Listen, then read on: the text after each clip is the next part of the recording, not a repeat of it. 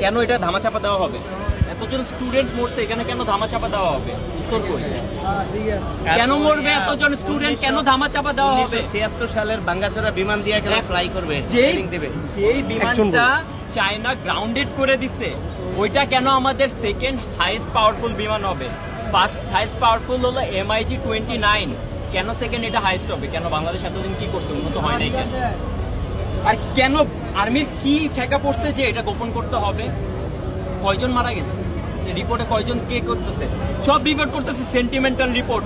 একজন আমাদের ম্যাম একজন এখান থেকে বের হয়ে আসছে, ওনারা রিপোর্ট করতেছে যে কি হয়েছে কি হয়েছে। একজন একটা সিঙ্গেল রিপোর্ট করে নাই যে কয়জন স্টুডেন্ট মারা গেছে, কয়জন ছেলে মেয়ে মারা গেছে। আরে ভাই নিচে ছোট ভাই মারা গেছে, হসপিটালে নিয়ে গেছে ভাই, অবস্থা দেখবেন আপনি, এই যে অবস্থা, এগুলো হলো অবস্থা, এগুলো রিপোর্ট নাই। সব রিপোর্ট কি আপনারা আসল ঘটনা ধরেন কেন ভাই? এগুলো লুকানোর কি আছে?